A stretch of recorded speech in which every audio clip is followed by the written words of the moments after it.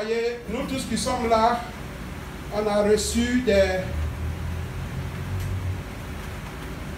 On a reçu aussi l'éducation de nos parents. Il y a aussi celle qu'on a pris du dehors, qu'on a pris quelque part. Et à force de croire en cela, regardez un peu ce qu'on appelle un croyant. Un croyant, c'est qui? Par exemple, si on posait la question, un croyant, c'est qui? Qu'est-ce qu'on peut dire d'un croyant? Qu'on dit, celui-là est un croyant.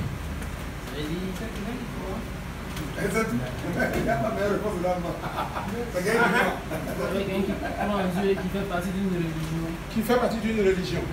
Maintenant, enlevons Dieu dedans et on dit celui-là c'est un croyant. C'est quelqu'un qui a foi en quelque chose. C'est celui qui a foi en quelque chose. Avoir foi en quelque chose, c'est quoi? Être enraciné dans la chose. Avoir une ferme assurance que cette chose-là est vraie. Donc personne ne peut l'arracher. Vous voyez un peu? Et c'est ce que l'ennemi fait. C'est ce que l'ennemi fait. Il vient planter certaines choses. Et par la grâce de Dieu, on va essayer de tourner un peu. On va rôder, on va tourner un peu, essayer de nous exhorter. Parce que les temps sont mauvais, les temps sont finis. Quand on regarde, parce qu'à force de dire les temps sont finis, on arrive à dire, mais quand le temps est fini, puis elle est toujours là. Vous voyez? Et ce sont ces choses-là que l'ennemi aussi utilise pour pouvoir tromper la vigilance des enfants de Dieu que nous sommes. Vous voyez un peu? Qu'est-ce que cela veut dire? Les temps sont finis. Qu'est-ce que cela veut dire? Jésus revient.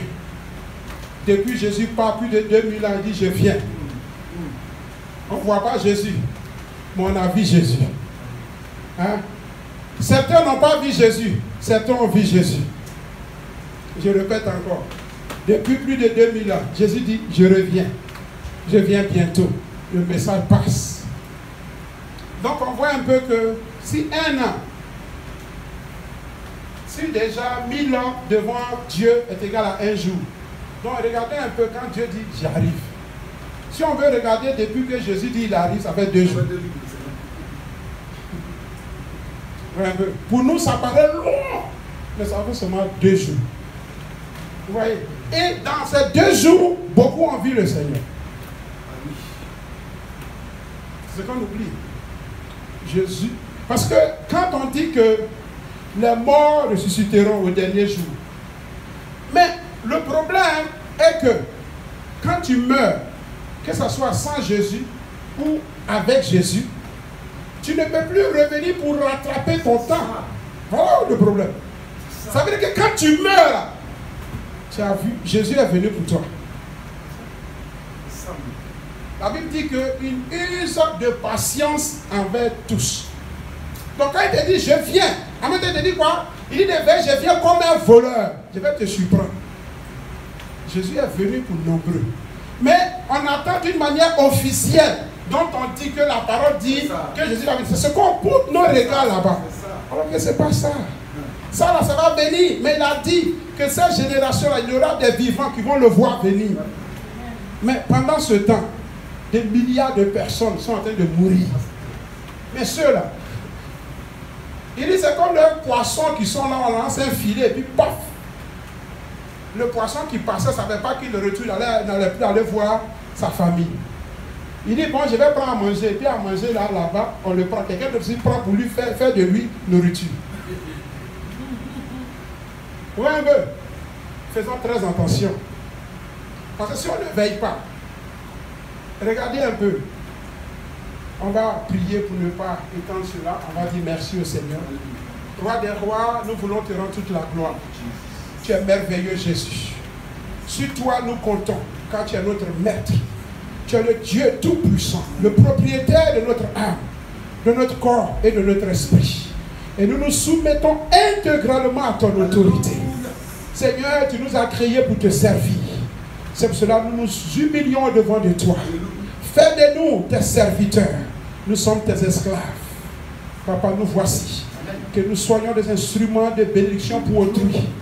Mais Seigneur, ceci étant, nous venons avec des fardeaux. Nous venons avec des comportements qui ne glorifient pas ton nom. Et nous avons besoin d'être nés de nouveau. Pour que notre nature ancienne, Seigneur, meure. Et que quelque chose de nouveau germe en nous. Cette nouvelle nature en Christ. Pour que nous allions partout témoigner Jésus-Christ. À travers nos comportements, nos pensées. Et que Seigneur, ta lumière rayonne en nous. Pour gagner nos familles. Gagner l'entourage. Que nous soyons vraiment des ambassadeurs. Ici-bas. Que la gloire, l'élévation te soit. Efface ma personne car l'homme n'a rien à offrir. Dispose le cœur de ton peuple. Et que la gloire, l'élévation te soit. Que tout esprit de distraction, de doute, d'incrédulité soit terrassé maintenant. Au nom de Jésus-Christ. Que la gloire, l'élévation te soit. Que le peuple te dise Amen. Amen. Alléluia. Amen. Vous voyez, de temps en temps, il faut s'exhorter. De temps en temps, il faut s'encourager. Vous voyez, tout ce que Dieu fait est bon. Et tu vois ta vie que tu as, Dieu te l'a donnée pour un but bien précis.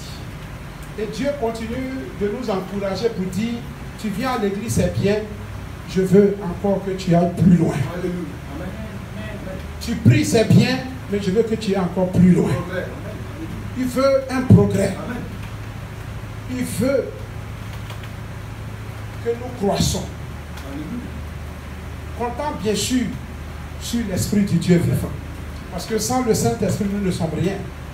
Et que la grâce de Dieu nous forme, nous amène à rejeter l'impiété et l'injustice.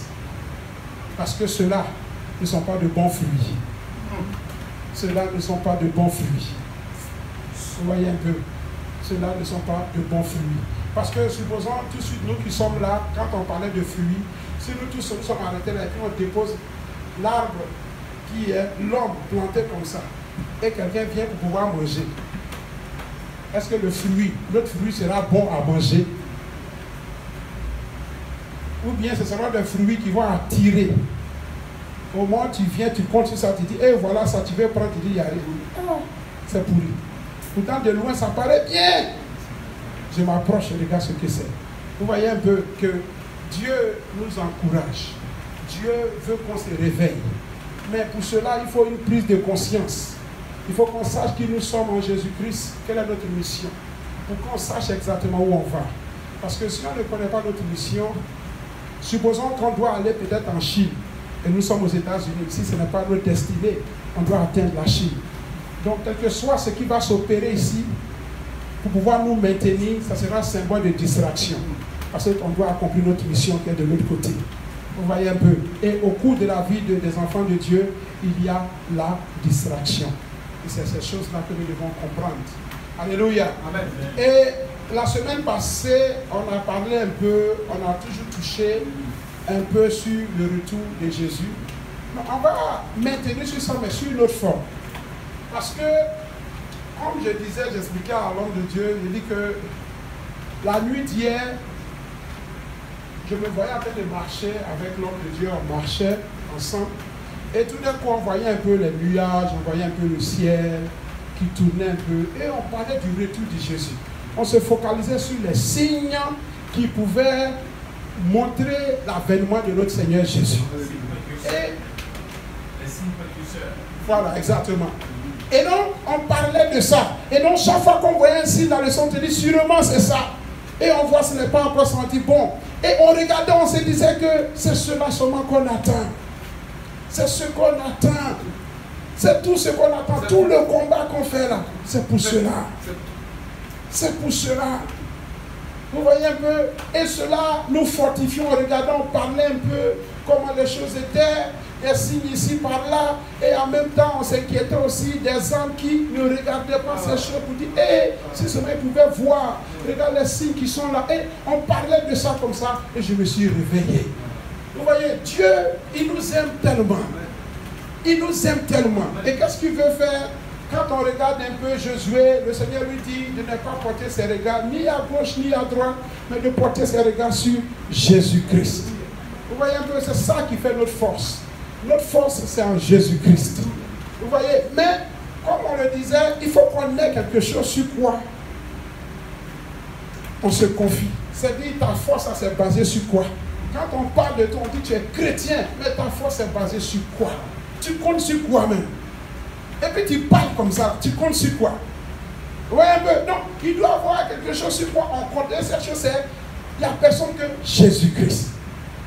On dit, tu comptes sur qui? Jésus. Tu comptes sur quoi? Jésus. Il dit, c'est Jésus seulement. Mais en tout cas, tu pries comme ça, à cause de Jésus. Alléluia. Pourquoi tu vis? Jésus. Alléluia. Donc Jésus doit être le centre de tout ce qu'on cherche. Tout ce qu'on veut, c'est en Jésus-Christ. Parce qu'en dehors de Jésus, c'est l'échec. En dehors de Jésus, c'est l'échec. Chaque fois qu'on veut gagner quelque chose de nous-mêmes, c'est l'échec. Cette chose va paraître vraie. C'est une réalité. Mais ce n'est pas une vérité. Quelle est la différence entre réalité et vérité? Quand on dit c'est la réalité, la réalité, c'est ce qu'on regarde, ça se passe devant nous. Vis-à-vis, c'est-à-dire avec les gens, on regarde ça. C'est réel. La vérité, c'est quelque chose qui a été dit, quelque chose qui a été dit, et peut influencer par les faits, c'est-à-dire on attend ça. Mais il y a une seule chose qu'on doit comprendre. Il y a une seule personne qui détient la vérité. Parce que lui-même là, il est la vérité. Alléluia. Alléluia. Hey, say that again. Preach on. Parce que si tu donnes ce que tu as, il te reste quoi? Non, Dieu n'a pas la vérité. Il est la vérité. Alléluia. Tu enlèves un peu, ça est toujours là. Alléluia. C'est pas parti quelque part. Il est la vérité. Alléluia. Merci bien. Il est la vérité. Donc c'est pour cela qu'au moment où on fouille, c'est la vérité. Seule la vérité pourra nous affranchir. Quand on priait, on a dit, le sang de Jésus nous a affranchis. Pourquoi? Parce que le sang de Jésus, là, c'est la vérité. Alléluia. Amen. Hey, say that again. Le sang de Jésus n'a pas la vérité. Le sang de Jésus est la vérité. The blood of the Lamb. Alléluia. L'esprit de Jésus Alléluia. nous a libérés. Pourquoi? L'esprit là, c'est la vérité. Alléluia. Preach on. Somebody's preaching today. Alléluia. C'est la vérité. Ça veut dire quoi? Supposons qu'une vérité est là. La vérité, ça dépend de qui la porte. Je dis bien, la vérité dépend de qui la porte. Supposons que c'est vrai, c'est vrai. Le diable vient et puis te dit c'est la vérité. Comme c'est toi le diable, je dis c'est faux. Je vais dire quoi par là? Supposons qu'un prophète de Baal vient prophétiser. Et puis on t'a dit la même chose hier. C'est comme, je donne un exemple. Supposons que Dieu te dise, mon fils, cette chose-là te sera accordée. Le lendemain, le prophète de Baal aussi vient pour dire, Dieu m'a dit, cette chose sera accordée. Mais comme c'est un prophète de Baal, je dis c'est faux. Parce que le diable ne peut jamais porter la vérité. Ça, c'est sûr. Jamais. S'il porte la vérité, c'est qu'il n'est plus le diable. Ça, c'est clair. C'est ce qu'on doit comprendre. Père du mensonge. C'est le père du mensonge. Il n'y a rien de vérité en lui. Rien. Même son bonsoir, on dit à quelle heure? Il est 17h, il te dit, ah, vraiment, bonsoir mon frère. Tu te retournes comme ça. Avant de répondre, tu dis, toi, même ton bonsoir, il ne prend pas. C'est un mensonge. Pourtant, tu regardes le temps, ça équivaut vraiment au bonsoir. Mais comme c'est toi qui parles, bonsoir, là, il y a un code derrière. Je dis c'est la vérité, mais je me rends compte, il y a quelque chose derrière. Pourquoi tu me dis bonsoir? Voilà pourquoi il y a quelque chose derrière. Parce qu'il ne dit pas bonsoir comme ça. S'il te dit bonsoir, c'est qu'il y a quelque chose derrière. Voilà ce qui doit faire notre force. Parce que le Seigneur dit que ces brebis-là reconnaissent sa voix. Donc celui qui va parler là, si ce n'est pas Dieu qui parle, même si c'est la réalité, il faut rejeter.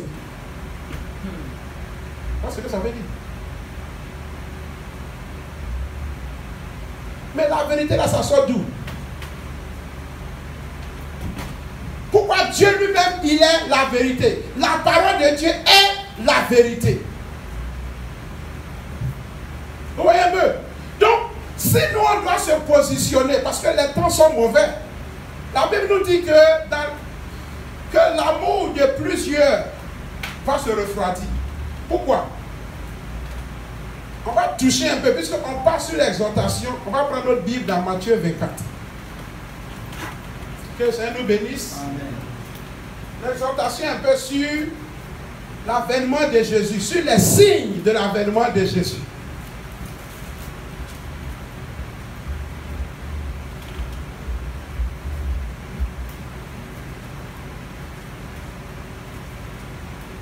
Matthieu 24. On peut même commencer à partir du verset 1. Celui qui l'a peut le lire. Toi, tu as bien fermé le micro, mais sur toi pour ça. Alléluia.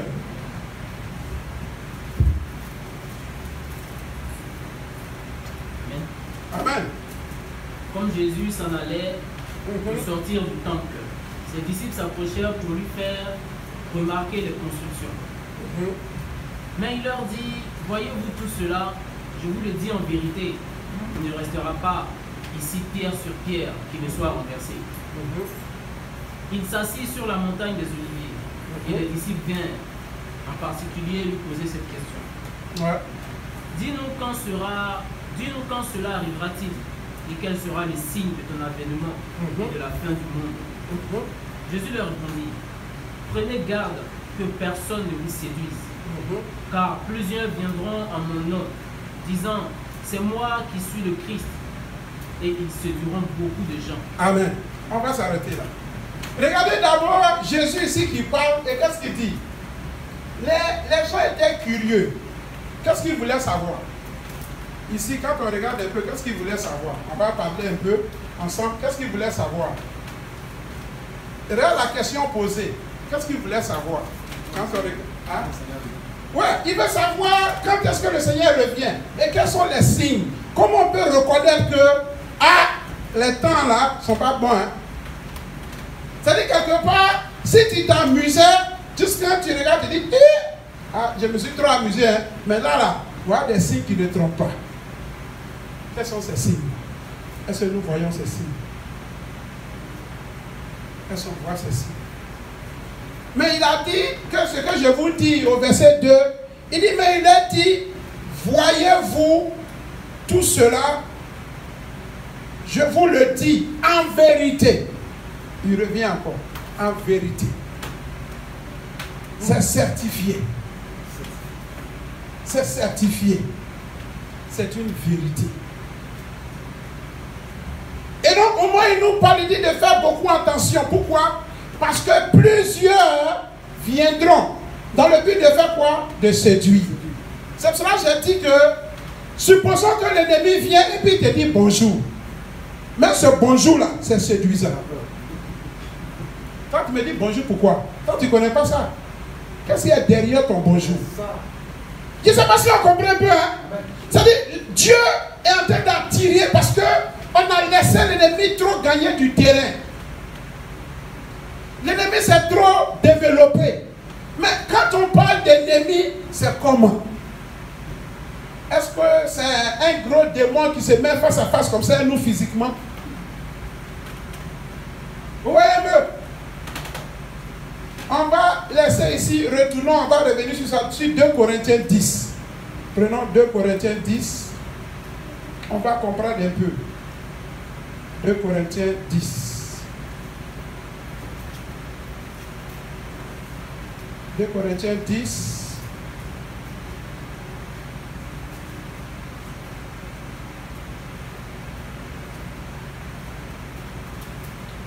À partir du verset 3 à 5. Si on peut le lire.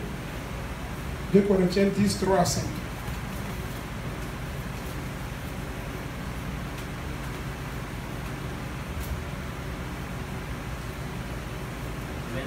Amen.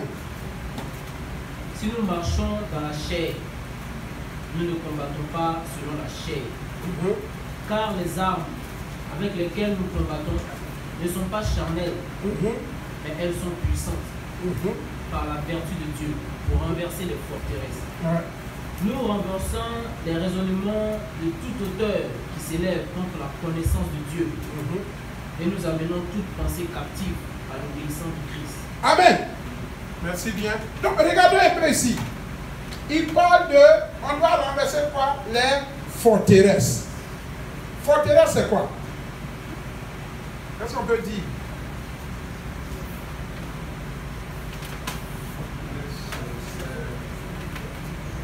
C'est comme des fondements. Les croyances fondements. Tu vois un peu? Et ça, c'est ce qui fait l'homme. C'est ce qui fait l'homme. C'est cette croyance-là. C'est-à-dire, au début, on te forme, c'est comme un enfant. Au début, quand tu es né, on te donne certaines instructions. Ne fais pas ceci, ne fais pas cela, ne fais pas comme ça. À force d'entendre, tu commences à obéir. Ça commence à devenir une partie de toi. Ça commence à s'asseoir, ça porte des racines. Tout d'un coup, c'est bloqué, ça devient comme un truc cimenté, une fondation. C'est ça, c'est comme ça, comme on le dit. Et ça, on ne peut pas changer ça. C'est ce qui fait que l'ennemi réussit à gagner du terrain. Quand tu arrives quelque part, tu dis à quelqu'un, non, Jésus t'aime, tu dis, hey, chez nous ici, là, voilà comment c'est. Nous, on adore tel Dieu. Chez nous, c'est comme ça. Chez nous, les gens de l'Ouest, là, c'est comme ça on est. Chez nous, les gens du Sud, c'est comme ça on est. Et on prend ça en référence, on parle avec fierté. Comment on va faire pour renverser ces raisonnements-là? Cette croyance-là. Parce que la croyance, au fait, c'est quoi? Quand on voit un peu la croyance, c'est comme nous qui sommes là, on vient, on fait un programme, on se dit, bon, pour nous, notre mentalité. Par exemple, des gens qui prennent pour dire William Branham, par exemple. Ils disent, bon, voilà quelqu'un qui a marqué l'histoire, que les a utilisé puissamment. Donc lui sera notre repère. Donc finalement, avant de faire quelque chose, au lieu de baptiser au nom de Jésus, je pense qu'en même temps, on peut baptiser au nom de William Branham. Bon, nous, on se fait des choses. Au lieu de faire certaines choses, on a vu que quand Jésus devait opérer de son premier miracle, bon, comme Jésus était là pour parler à Jésus directement, on allait parler à sa maman. Donc, comme sa maman a donné le feu vert pour dire allez-y, donc elle peut intercéder pour nous. Donc, Marie, là, elle devient maintenant une forteresse. C'est-à-dire, c'est ça maintenant qui est la fondation. Pour dire pourquoi on puisse atteindre Dieu, il faut qu'on passe par toi. Ça, c'est un ensemble de pensées. Vous voyez un peu? Parce que tout est passé. C'est pour ça qu'on parle de raisonnement. Ce sont des pensées qu'on met ensemble et on développe. À force de l'appliquer, ça s'éteint. C'est comme l'Assemblée nationale. Ils sont là, ils réfléchissent. Non, on fait ceci, on pense que c'est bon. Et puis ils discutent entre eux. Non, faire ça, c'est pas bon. Non, faire ça, on pense que c'est bon. Hein? Et puis ils commencent à voter. Ils s'échangent des idées. Finalement, quand ils prennent tout ensemble, ils déposent. On dit non, ça c'est la loi. Mais la loi n'est pas comme ça. C'est basé sur des pensées, des raisonnements qu'on a pris et on a déposés. Comment ça marche? C'est ce qui fait que dans les églises, mais la Bible nous dit, Jésus dit que faites attention pour ne pas que ces gens-là viennent vous séduire. Mais entre nous, comment on peut séduire un chrétien? En se faisant passer pour chrétien. Voilà. Donc il faut qu'on comprenne. Parce que quand on parle de séduction, nous on se dit que c'est un déant seulement. Parce que le diable, là, ça dépend des étapes. Hein?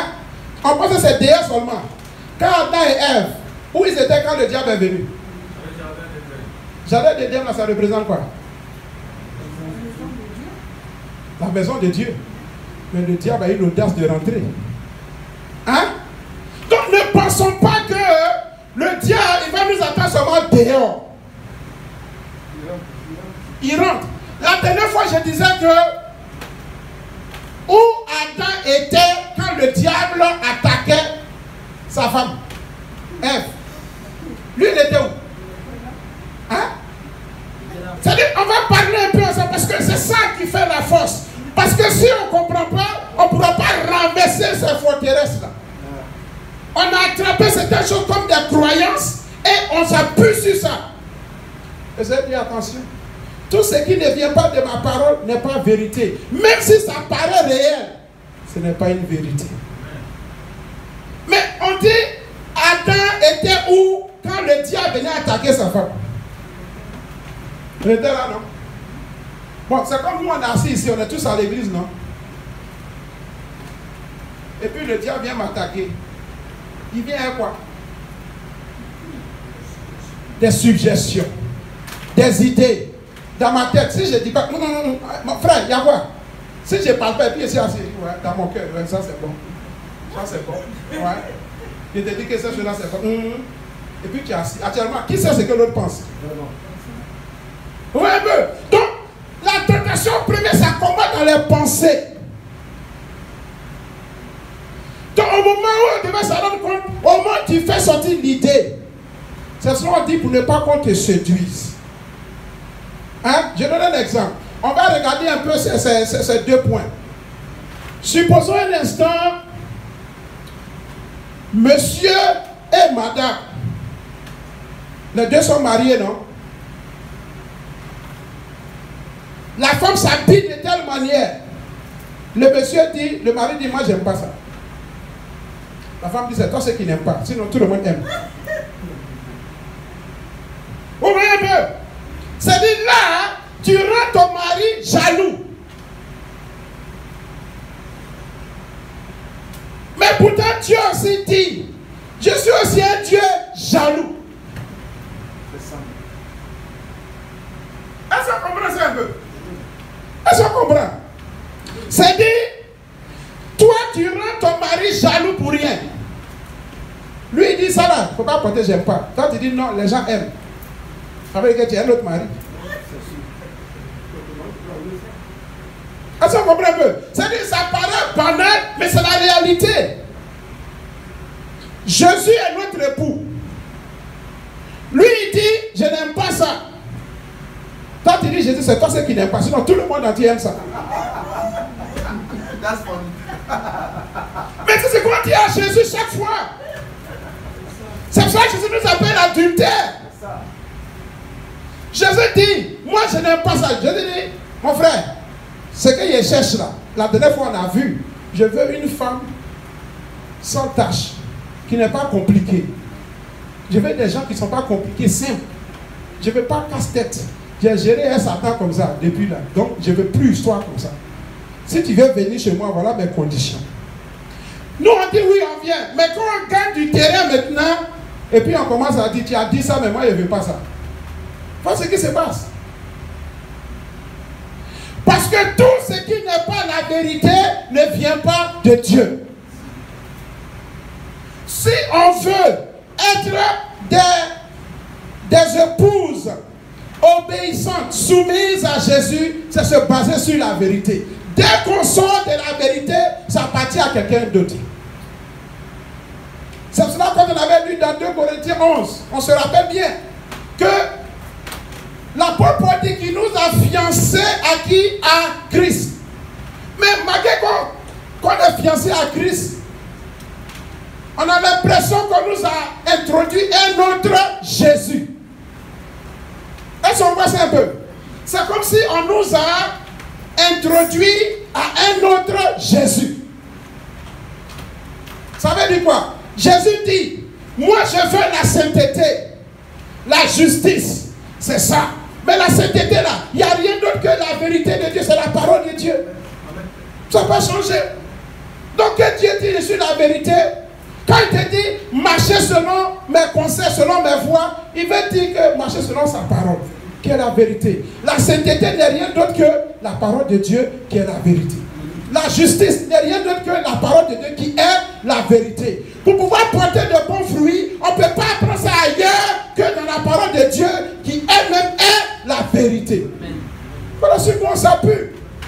Mais dès qu'on sort de ça, on rentre dans des discours inutiles. Ça paraît bien, mais ce n'est pas la vérité. Donc ça ne peut pas produire de bons fruits. Donc il faut qu'on comprenne cela, frères et sœurs. Parce que les temps sont mauvais. Il faut qu'on ait une base, une fondation sur quoi on a appuyé. Si ce n'est pas la vérité, ne prenons pas. Ne nous arrêtons pas pour discuter même. Comme l'homme de Dieu disait, le péché, on le fuit. Mais qu'est-ce qui est péché? Toute désobéissance à la parole de Dieu est péché. On peut encore dire toute désobéissance à la vérité est péché. Qu'est-ce qui est la vérité? La parole de Dieu. C'est Dieu lui-même. C'est Jésus lui-même. Il n'a point changé. Dès qu'on sort de ça, on a échoué. C'est ça que le Seigneur dit, attention pour ne pas qu'on vienne vous séduire. Mais on va te séduire comment? Le diable sait que tu es dans l'église. Il ne peut pas venir te dire, non, allons en boîte. Ça là, il parle comme ça au pain. Mais si toi tu es dans l'église et puis tu te dis, allons en boîte, c'est que il y a quelque chose. C'est qu'il a vraiment pris assez de temps pour te troubler. Est-ce que tu es ici? Est-ce que c'est toi-même qui es là ou c'est quelqu'un d'autre? Parce que tu es dans l'église et puis il te dit, il ne faut pas oublier, hein, on doit aller en boîte de nuit. Là. Il y a le show de nuit. Hein. Maintenant là, avant on mettait les shows les samedi, dimanche, on a l'impression que les gens se plaignent. Et les femmes qui marchent, qui travaillent, qui font toutes ces choses-là, qu'est-ce qui se passe? On a l'impression qu'à un moment, surtout ici à New York, on a vu que, donc quand il y a une manifestation, qu'est-ce qu'on fait? On mettait ça le dimanche soir. Parce que les samedis, là, les femmes qui tressent, les autres là, c'est là-bas qu'elles font les jetons. C'est là-bas qu'elles font les argent, alors que c'est elles qui misent beaucoup. Donc qu'est-ce qu'on fait? On préfère laisser ça dimanche. Dimanche soir. Là, comme ça, après le culte, ces choses-là vont. Alléluia. Est-ce qu'on comprend un peu? Donc, quand le Seigneur dit de faire très attention pour ne pas qu'on vous séduise, il parle de l'église. Je vous ai dit, ça peut être un fait, mais un fait ne veut pas dire que c'est une réalité.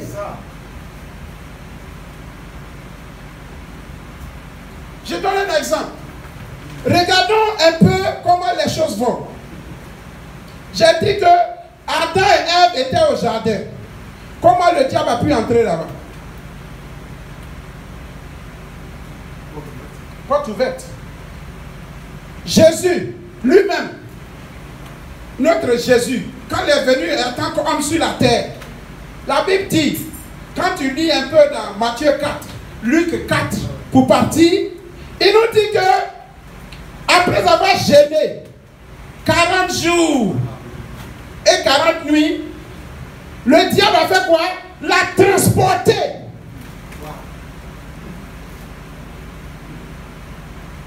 Le diable, c'est comment, lui il vient. Le diable l'a transporté. Qu'est-ce que ça veut dire? Cela ne veut pas dire que le diable a eu raison de lui ou a pu faire. Non, c'est pas ce que ça veut dire. Puisque le diable, il est fort dans les suggestions. Donc au moment où tu es là, tu finis de jeûner et puis il te communique quelque chose.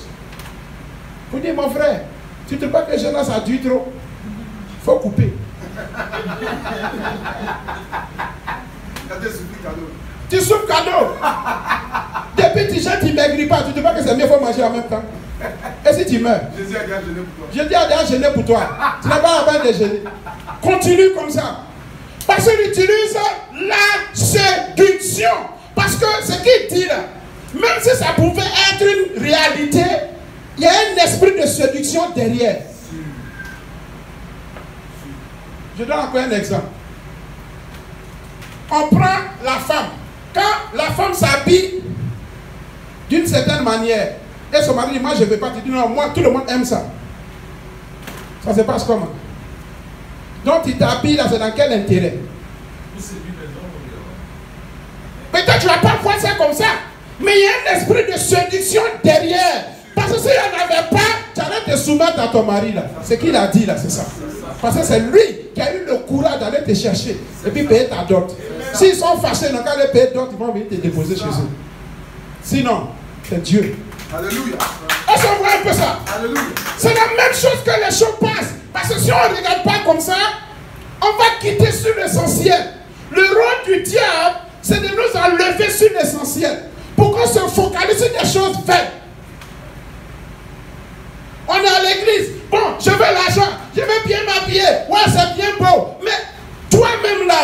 qui fait ta foi. Jésus est venu pourquoi?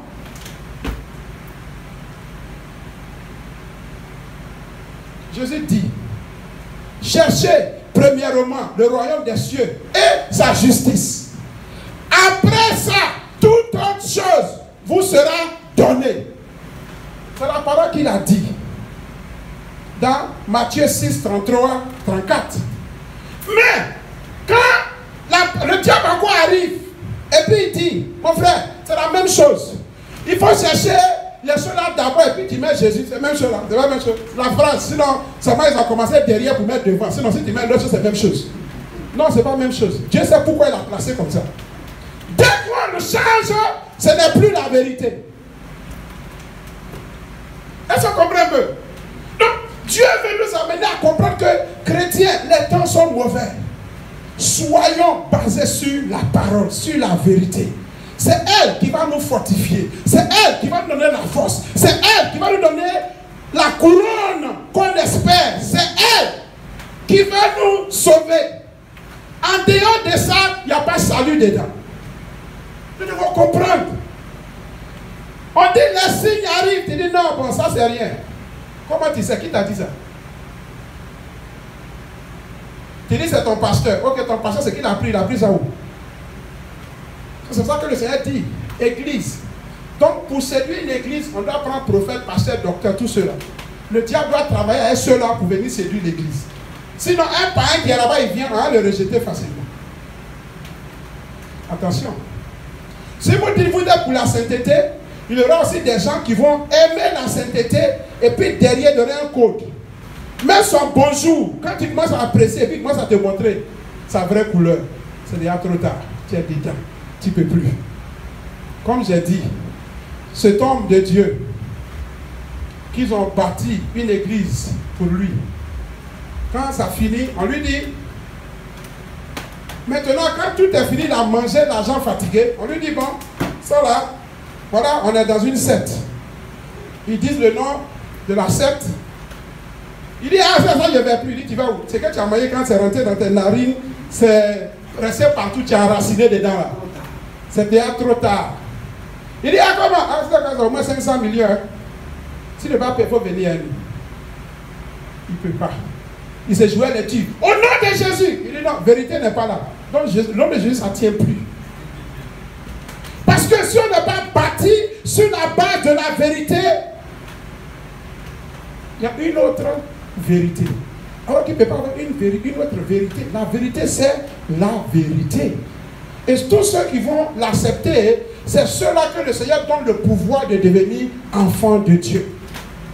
Donc quand on ne marche plus sur la vérité, on pense être enfant de Dieu, mais on n'est plus enfant de Dieu. Voilà le problème. Parce que seule la parole de Dieu te qualifie comme enfant de Dieu.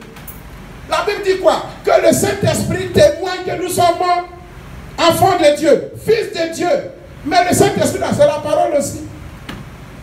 Donc on voit toujours que c'est toujours la même personne. Est-ce qu'on voit ça un peu? Donc il faut qu'on comprenne, frères et sœurs, parce que si on n'est pas comme ça, on va aller dehors, on va écouter d'autres personnes. Tu écoutes, mais si ce n'est pas basé sur la parole de Dieu, ce n'est pas bon. Parce que le diable lui-même utilisait la parole pour pouvoir séduire le Seigneur. C'est pour ça que j'ai dit, faisons très attention. Si vous voulez, on va regarder, allons un peu dans Matthieu 4. On va retourner un peu, on va aller dans Matthieu 4. On va montrer un peu un exemple.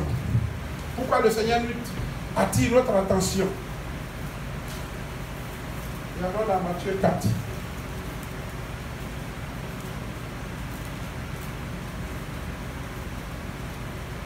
Ne perdons pas notre Matthieu 24 et on va revenir là-bas. Le Seigneur nous avertit. Au verset 4 là, Matthieu 24, je lis rapidement. Jésus répondit, prenez garde que personne ne vous séduise. Donc allons maintenant dans Matthieu 4, on va revenir rapidement.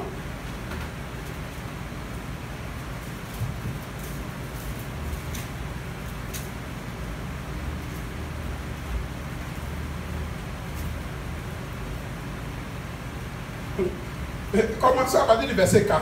Matthieu 4, 4. On va regarder un peu. Matthieu 4, 4.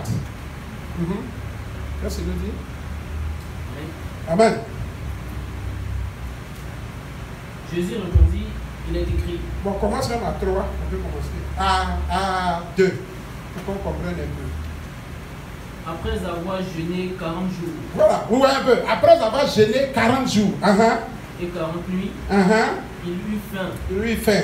Le tentateur s'étant approché, lui dit, si tu es fils de Dieu, si tu es fils de Dieu, ordonne que ces pierres deviennent des pains. Jésus répondit, il est écrit, l'homme ne vivra pas de pain seulement, mais de toute parole qui sort de la bouche de Dieu. Amen. Le diable le transporta dans la ville sainte, le plaça sur le haut du temple et lui dit, si tu es le fils de Dieu, jette-toi en bas, car il est écrit, il donnera des ordres à ses anges à ton sujet, et ils te porteront sur les mains, de peur que ton pied ne heurte contre une pierre. Jésus lui dit, il est écrit, tu ne tenteras point l'Éternel ton Dieu. Le diable le transporta encore sur une montagne élevée, lui montra tous les royaumes du monde et leur gloire. Amen. On peut s'arrêter là. Il y a seulement, je voulais attirer notre attention le plus sûr jusqu'au verset 6. Parce que quand le diable parlait, regardez, le diable a vu que, comme le Seigneur nous a dit de prendre garde, il dit de prendre garde pour ne pas qu'on vous séduise. Mais de quelle manière? Regardez l'exemple ici. Satan parle à Jésus et puis il dit, il est écrit.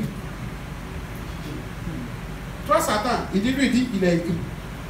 C'est pour ça que je vous ai dit, même bonjour de Satan, son bonsoir, même si c'est faux, il faut rejeter. Parce qu'il y a toujours une condition derrière. Regarde ce qu'il dit. Donc, il y a plein aussi qui viennent, qui sont déguisés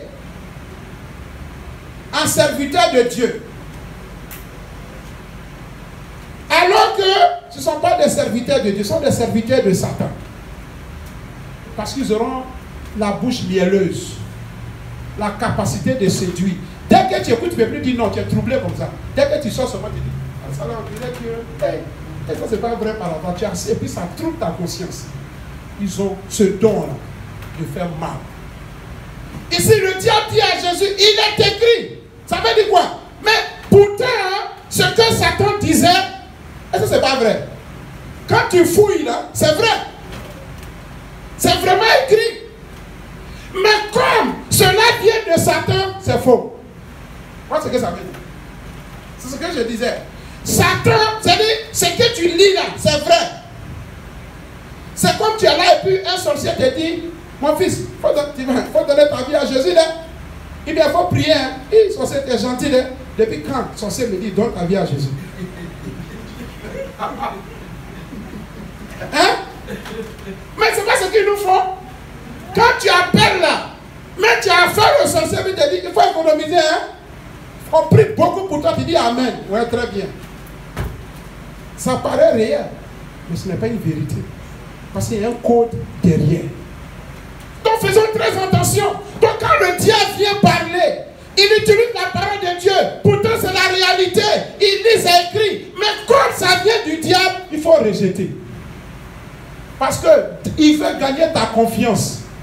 Dès que tu dis, mais voilà, lui au moins s'il est bien, il va encore te donner un peu jusqu'à ce que tu aies un peu confiance. Puis il va maintenant montrer son vrai visage.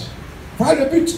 Donc derrière lui, il y a la séduction. Alors que le but de la séduction, c'est la destruction. Voilà le problème. Donc le diable ne nous aime pas, frères et sœurs. Le diable veut nous distraire, veut nous pousser à nous focaliser à autre chose que le salut. Comme l'homme de Dieu disait, pour avoir l'argent, tu n'as pas bien de donner ta vie à Jésus. Appelle Donald Trump, il va donner l'argent. Ou bien appelle tous les leaders même de nos différents pays, là. Ils vont vous donner l'argent. Tu n'as pas besoin d'aller à Jésus pour avoir l'argent. Tout ce qu'on cherche sur la terre, les choses là, tu n'as pas besoin de Jésus pour faire ça. C'est les autres que, on dit les sorciers les ont maintenus.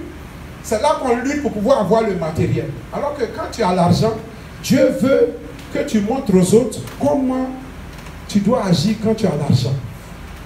Voilà ce que ça veut dire. Quand tu as quelque chose là, comment tu agis quand tu as ça? Sinon, ce sont les choses de la terre. Les hommes ont déjà ça. Les hommes de la terre ont déjà ça. Ils ont fini avec ça. Bon, dis-moi, un homme qu'on trompe comme ça, tu lui envoies quel message? Je disais qu'il y a des gens là, leur argent, de génération en génération, ils ne peuvent même pas travailler. Plus de 5 générations ou bien quoi, l'argent qui est là, ça suffit. Ils vont manger quand ils seront fatigués. Ceux-là, qu'est-ce qu'on les apporte comme message? C'est pas le salut. C'est que tu es en train de lutter. Jésus, donne-moi l'argent. Jésus, donne-moi l'argent. Jésus, donne-moi l'argent. Finalement, donne-moi l'argent devient une séduction. Ça devient l'idolâtrie. Parce que tu n'as rien d'autre à penser que ça. Un mois, tu conditionnes même. Tant que Jésus ne me donne pas, c'est que Jésus là n'est pas dans ma vie, il n'est pas fort. J'adore un Dieu puissant. Jésus ne me donne pas. Donc, tu prends l'argent pour venir égaler ton Dieu avec. Bon, les gens du monde, ils vont prendre quoi pour aller égaler les dieux? Au moins, tu cherches, ils vont te dire, mais si c'est ça, notre Dieu est déjà fort, mais nous, on a déjà ça. Vous voyez comment? Et ça va troubler ta conscience. Parce que ta bénédiction ne dépend pas si tu as ou tu n'as pas. Tu l'as déjà en Jésus. Alléluia. Tu l'as déjà. Alléluia. Ta guérison, tu l'as déjà. Au nom de Jésus. Ta délivrance, tu l'as déjà. Pourquoi? Parce que Jésus-Christ nous a régénérés. On n'avait pas le pouvoir de le faire, mais il nous a transformés. Et il nous a donné le pouvoir de devenir enfant de Dieu. Ça veut dire quoi? Un enfant de Dieu qui est là, si Dieu veut lui donner l'argent, ce n'est pas ça qui l'intéresse. Mais la vie de Jésus, il dit il s'est fait pauvre pour que nous soyons riches. Mais c'est de quelle richesse Dieu parle? C'est de quelle richesse? C'est de quelle richesse? Spirituelle. Quand tu as les richesse spirituelle, là, physique, là, ça vient. Amen. Parce que le spirituel commande le physique. Amen. Dès que tu as ça, le reste là, forcément tu as à venir. Ça dépend de quelle mission Dieu nous envoie. C'est parce que dans nos temps aujourd'hui, on ne peut plus voir des chrétiens riches comme ça. De nos temps là. C'est pas qu'on ne peut pas avoir, il n'y en a pas, hein, mais c'est rare maintenant. Pourquoi? Parce qu'aujourd'hui, l'intégrité a disparu. Dès qu'on a l'argent, on veut se faire adorer. Même pour t'élever, pour louer, même tu viens, la musique chauffe même, tu es là. Le bishop. Tu es le bishop, tu es trop dur. Ah, le bishop. Le prophète, tu ne peux plus parler. Pourquoi? Parce que si tu parles trop, le message de Dieu va disparaître dans ta tête. Si tu danses trop, alléluia, Jésus m'a dit quoi même te dit même. Hein? Parce que tout va se mettre dans ta tête. Alors que ce n'est pas ça. Vous voyez un peu? Donc Dieu, ce n'est pas qu'il ne peut pas le faire. Quand on regarde un peu l'exemple de Job, qu'est-ce que Job n'avait pas? Malgré ce que Job avait comme argent, mais il était intègre. Il a maintenu son intégrité. Ça veut dire qu'il a montré comment vivre avec l'argent. Mais pour nous, quand l'argent vient, ça devient un peu comme un Timothée 6. Alors, le verset 9 à 10, l'amour de l'argent, ça devient un calvaire pour quelqu'un. Donc tout ce qui devient un calvaire, c'est une séduction. Et dans ce but, c'est de te détruire. Parce que tu as ça. Tu dis, je m'avais à Manhattan. Toi qui étais ici dans Bronx là, tu dis, tu es à Manhattan. Par mois seulement, tu mets $10 000 dans la maison, chambre, salon. $10 000, tu mets les pistes. Tu n'es même pas effrayé. Pourtant, les gens sont en train de mourir en Afrique ou quelque part. Après, tu as malade ton truc que ça ne va pas. Tu cherches tellement, tu veux te montrer. Voiture même là, tu veux avoir 20 voitures toi seul. Tu ne veux même pas rouler dans toutes les 20 voitures. Mais tu veux le nom. Ouais, l'esprit derrière, c'est la séduction. Et tout ce qui séduit est destructif. Donc on doit comprendre ça, frères et sœurs, pour qu'on sorte de cela. Parce que si on ne fait pas cela, on va sortir de la vérité. Et cette vérité-là, qui n'est plus en nous, et si la vérité n'est pas là, qu'est-ce qu'il y a là? Le mensonge. Alors qu'on connaît un peu, Proverbe 20, verset 17, le père du mensonge est doux dans la bouche. Après, ça devient quoi? Gravier. Alors quelqu'un qui m'a gravier, qu'est-ce qu'il attend? Ça a bougé tout là-bas. Tu vois un peu? Donc que Dieu nous aide, frères et sœurs. Parce que les temps sont mauvais. On doit reconnaître, parce que quand on prend la parole de Dieu qu'on lit, ça nous révèle les grands choses cachés. Ça nous dit que Jésus revient bientôt. Ça nous montre les signes à venir. Quand tu vois ceci, tu reconnais. Pourquoi? Parce que la parole de Dieu l'a dit. Tu regardes, tu dis c'est écrit ici. On dit Corona est venu. On dit bon, Corona, est-ce que c'est Dieu, si ce n'est pas Dieu? Quel est le message derrière? Quand tu dis ce n'est pas Dieu là, quel est le message derrière? Voilà le problème. On dit non, Dieu n'existe pas. Ok.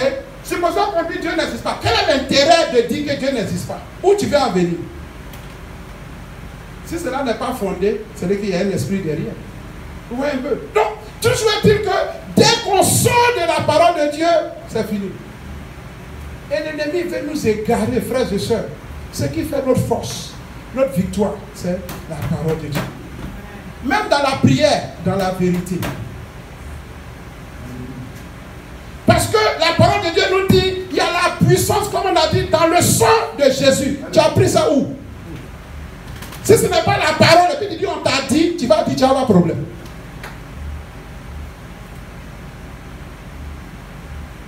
On a vu un peu dans le livre des Actes. Quand ces jeunes hommes sont venus utiliser le nom de Jésus en vain, sans se baser sur la vérité, qu'est-ce qui s'est passé? Ils ont été frappés. Dès qu'on sort de la vérité, on est exposé à l'ennemi. Parce qu'on n'a plus de couverture divine. Parce que la parole de Dieu, c'est un bouclier.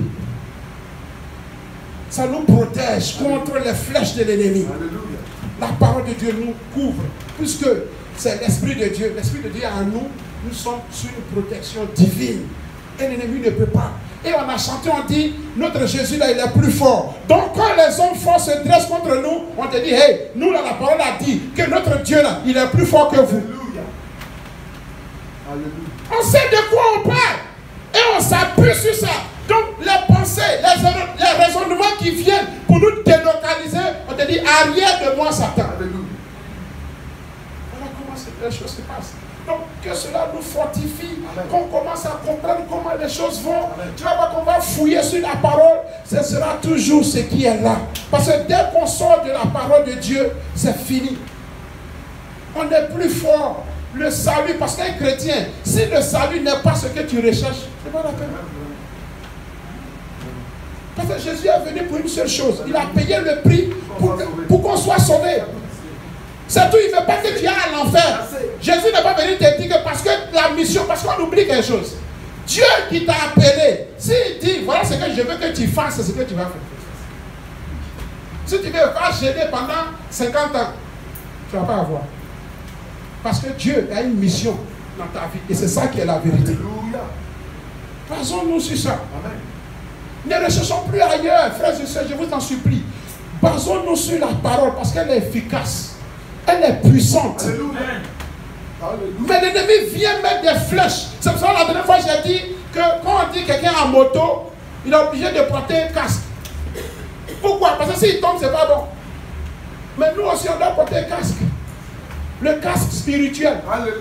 Parce que si on ne porte pas, puisque notre force est basée sur les raisonnements, sur la pensée de Christ qu'on met en nous, donc qu'est-ce que l'ennemi fait? Il lance les flèches.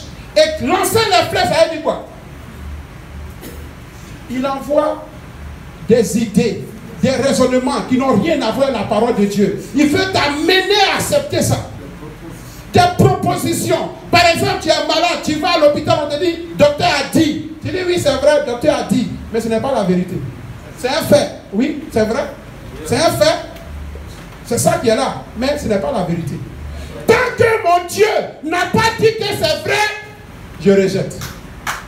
Alléluia. Alléluia. Mais regardez les calomnies là, c'est dans quel but? Quand l'autre qui te dit, mon frère, l'autre t'a dit, c'est dans quel but?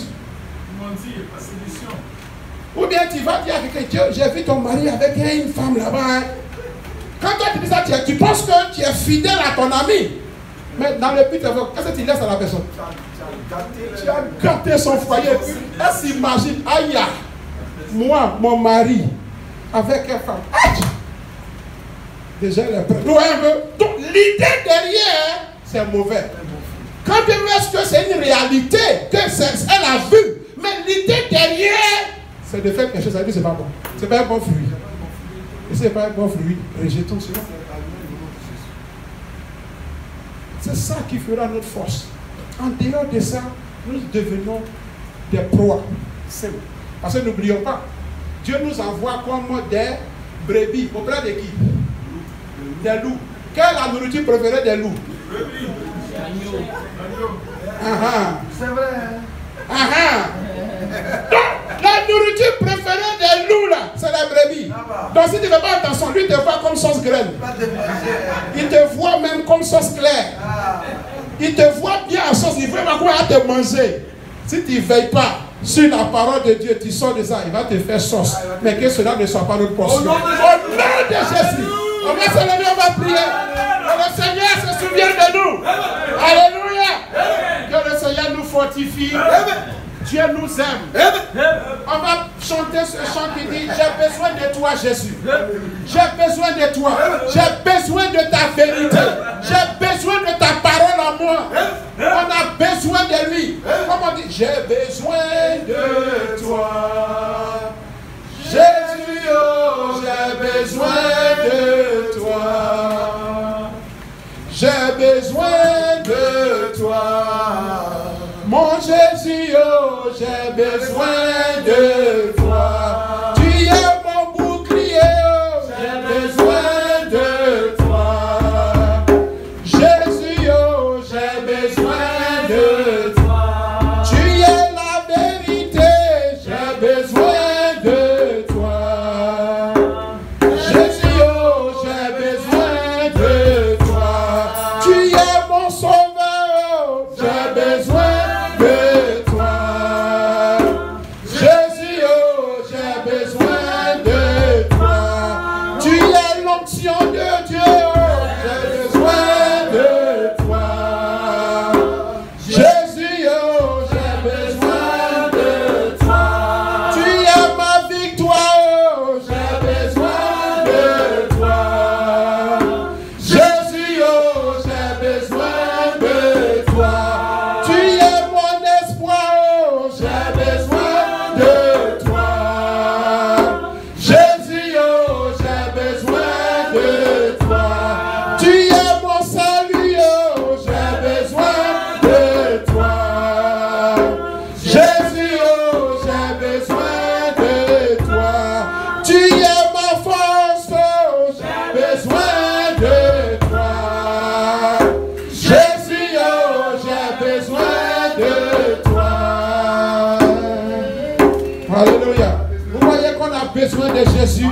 Les signes sont là. Mais est-ce qu'on croit cela? C'est la vérité. Ouvrons nos Bibles. Parce que les signes sont là. Vérifions cela. C'est écrit. C'est écrit. Parce que si on se base sur les dits des gens, les docteurs vont nous dire, ça c'est une maladie comme ça. Mais pourtant, nous, en tant que chrétiens, Jésus nous a avertis. C'est écrit. Ces signes sont là. Quand tu regardes ces bruits de guerre de gauche à droite, quand tu lis, ça te dit attention. L'avènement du Seigneur est là. C'est proche, c'est déjà là. On ne parle plus de minutes, on parle de secondes. Parce que quand Dieu dit je viens dans quelques secondes, imaginez un peu combien de temps ça peut faire. Dieu est déjà à la porte. Tout est là. Ouvrons la Bible. C'est la vérité, c'est écrit. Et on verra des signes qui annoncent l'avènement du Seigneur Jésus. S'il vous plaît, que Dieu, la grâce de Dieu nous localise. Que ce ministère, ce peuple mis à part, rencontre Jésus-Christ. Qu'on reçoit la couronne de vie. Qu'on reçoit la couronne de vie. Et pour recevoir la couronne de vie, on a besoin de la parole. Il a dit à Ézéchiel 3 de manger sa parole, ce rouleau-là. Que ce soit doux comme le miel. La parole de Dieu qui est la vérité. Au nom de Jésus-Christ, on va prier. Oh Seigneur, ta grâce, alléluia, bénissons dans le nom de Jésus. Prions le Seigneur, alléluia. Demandons la grâce de l'Éternel sur nos vies. Alléluia, demandons la miséricorde de l'Éternel sur nos vies. Oh Éternel, ta grâce, Éternel, ta grâce, Éternel, ta grâce. Alléluia. Seigneur, nous avons besoin de toi. Éternel, nous avons besoin de toi. Seigneur, tu es venu nous sauver. Éternel, tu es venu pour qu'on soit sauvés. Seigneur, au nom de Jésus. J'ai besoin de toi. Nous avons besoin de toi. Nous avons besoin de toi. Seigneur Jésus, ta Ta grâce. parole est la vérité. Alléluia. Seule la vérité transforme. Alléluia. Seule la vérité guérit. Alléluia. C'est la vérité. Seigneur, transforme, restaure. Alléluia. Le salut est dans la vérité. Alléluia. Seigneur, nous venons humblement à toi. Alléluia. Jésus, nous avons besoin de toi. Alléluia. Aide-nous, Jésus. Père, nous voyons les bruits, nous voyons tout ce qui se passe. Nous entendons ce qui se passe. Mais nous ne voulons pas nous borner à des raisonnements, Seigneur Jésus-Christ. Mais nous voulons nous focaliser sur ta parole. Car ta parole nous avertit. Ta parole est la vérité. Ta parole la franchie. Mon Dieu, nous venons simplement à toi. Souviens-toi de nous.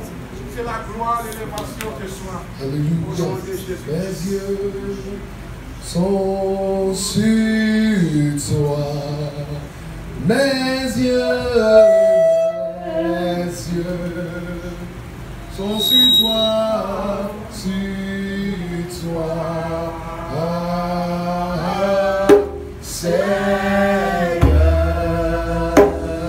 je n'ai nul autre que toi.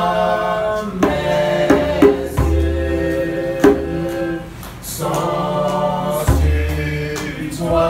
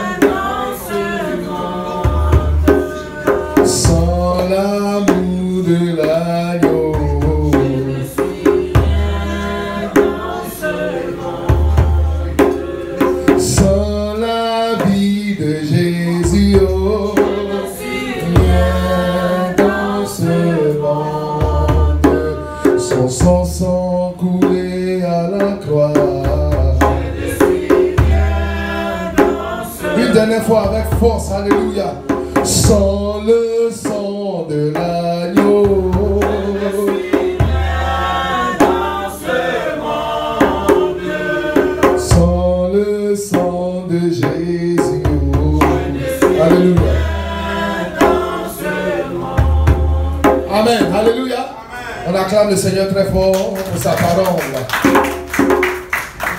Vous voyez, quand on voit un homme de Dieu qui est connu partout et qui est respecté partout dans le monde et qui est vénéré partout dans le monde, qui est révéré même, il est vénéré et révéré. Et à son enterrement, c'est les gens de secte qui viennent réclamer son corps, ça fait pitié. Les gens sont dans l'église. C'est-à-dire que on n'a qu'à être dedans, quoi. Ça veut dire que tous nos cœurs, ça ne sert à rien. Quand on te voit comme chrétien, le jour où tu t'en vas, les gens vont venir dire que oh, le frère est au ciel, la soeur au ciel, puis le Seigneur dit, il ne te connaît même pas. La Bible dit celui qui aime Jésus, il est connu de lui. Voilà le secret, c'est tout. Aime Jésus, c'est tout, hein. C'est tout.